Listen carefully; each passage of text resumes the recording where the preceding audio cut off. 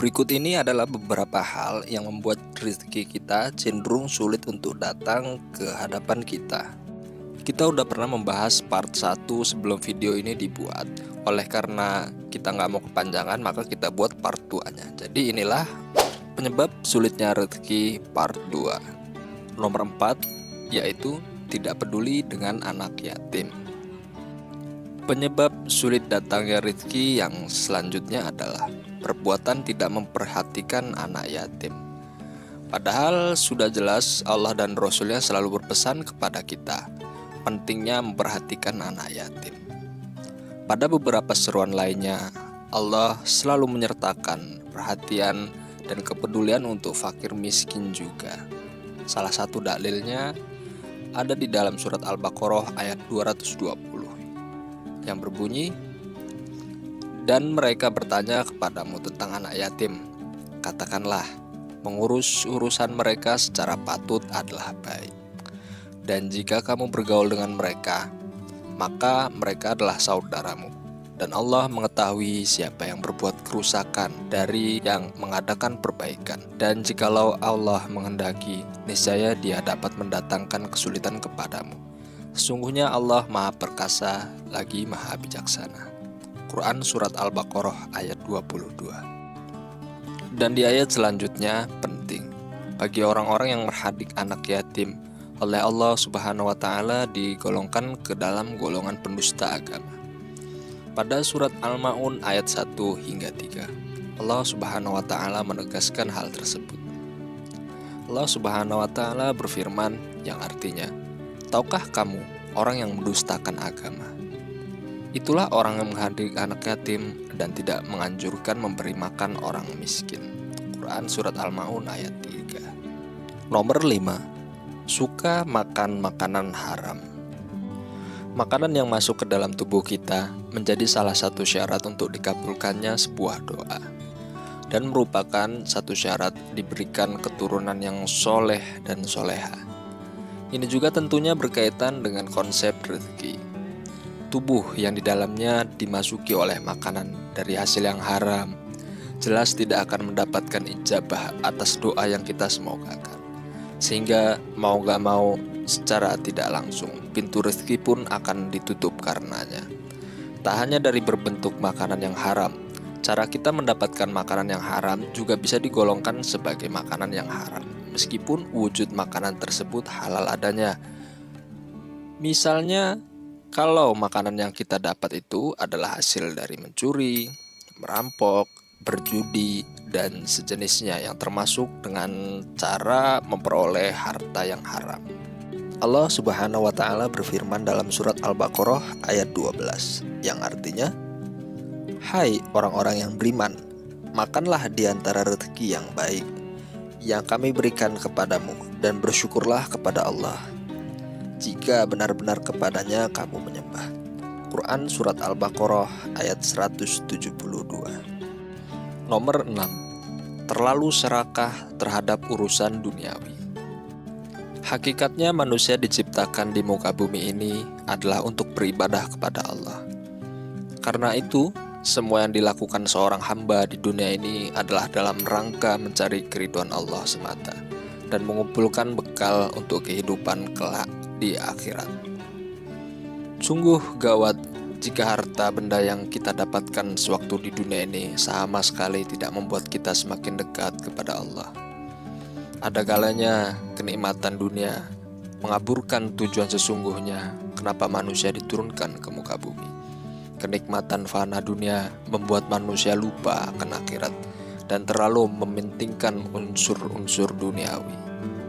Hal ini tentu berimbas kepada seretnya rezeki yang diberikan Allah kepada seorang hambanya.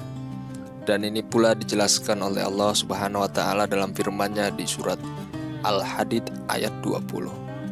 Dan Allah Subhanahu wa Ta'ala berfirman yang artinya, "Ketahuilah bahwa sesungguhnya kehidupan di dunia ini hanyalah permainan dan suatu yang melalaikan, perhiasan dan bermegah-megah antara kamu serta berbangga-banggaan tentang banyaknya harta dan anak, seperti hujan yang tanamannya mengagumkan para petani.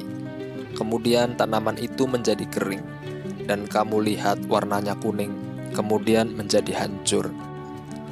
Dan di akhirat nanti ada azab yang keras dan ampunan dari Allah serta keridhoannya.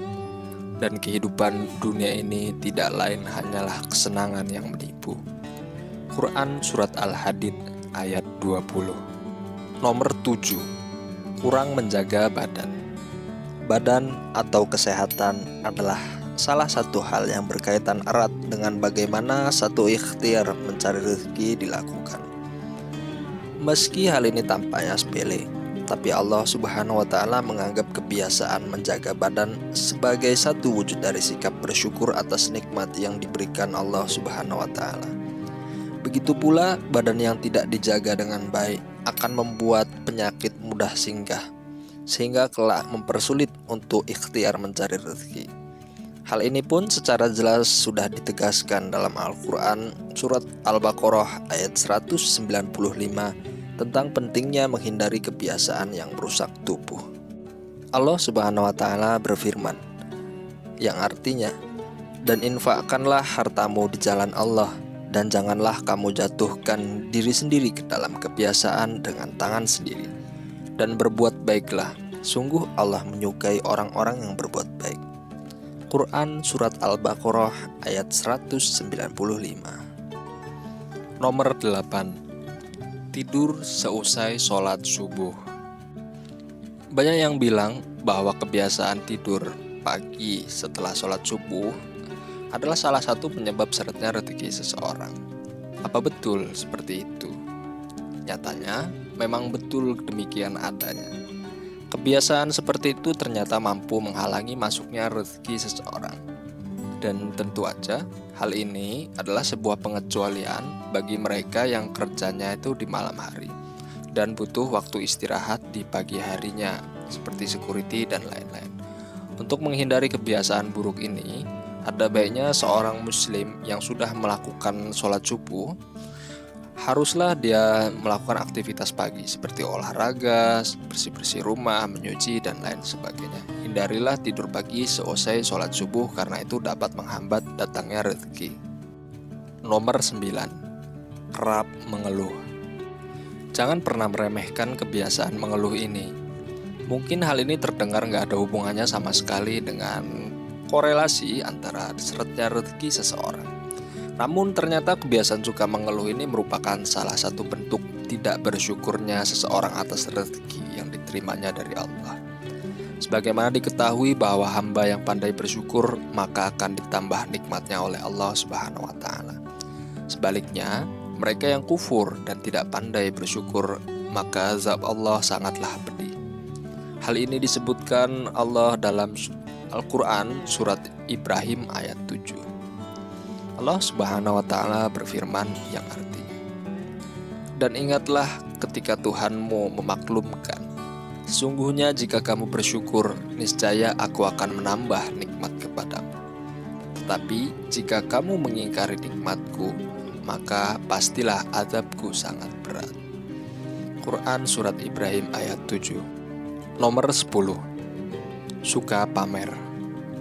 Sifat pamer, flexing, berupa memamerkan segala sesuatu seperti harta, kekayaan, kecantikan, jabatan, dan lain sebagainya. Mungkin banyak yang tidak paham akan bahayanya sifat yang satu ini.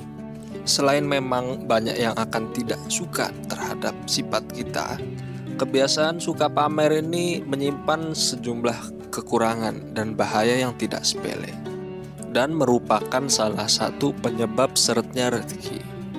Ini merupakan satu bentuk syirik kecil yang mendatangkan dosa. Mereka yang merasa tersakiti akibat kebiasaan suka pamer bisa menjadi asal muasal seretnya rezeki seseorang. Dan sifat suka pamer ini kata lainnya disebut dengan riya.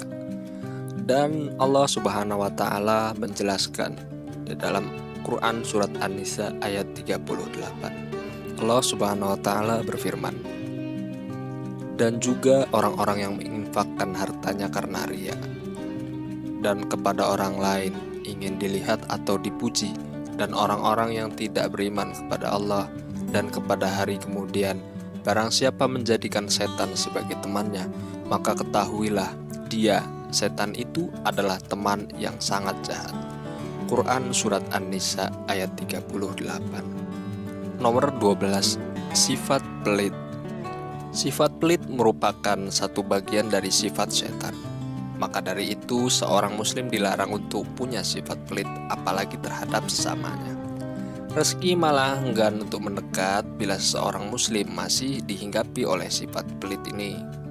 Dan justru sebaliknya, kebiasaan berbagi dengan sesama melalui sedekah akan menarik rezeki yang banyak untuk datang ke dalam kehidupan kita. Di dalam Al-Quran pun dengan jelas betapa Allah mengingatkan manusia untuk menjauhkan diri dari sifat pelit dan kikir. Hal ini disebutkan oleh Allah dalam surat Al-Imran ayat 180 yang berbunyi, Allah Subhanahu wa Ta'ala berfirman, "Dan jangan sekali-kali orang yang kikir dengan apa yang diberikan Allah kepada mereka dari karunia-Nya mengira bahwa kikir itu baik bagi mereka, padahal kikir itu buruk bagi mereka. Apa harta yang mereka kikirkan itu akan dikalungkan di lehernya pada hari kiamat. Milik Allah lah warisan apa yang ada di langit dan di bumi. Allah Maha teliti apa yang kamu kerjakan." Quran Surat Al-Imran ayat 180. Dan demikianlah sebab-sebab ataupun sifat-sifat yang membuat rezeki kita menjadi semakin seret. Semoga kita adalah golongan orang-orang yang diperlancar rezekinya oleh Allah. Dan jika kamu suka dengan video ini, boleh like, komen, dan bagikan ke teman-teman kalian biar saya bahagia. Terima kasih.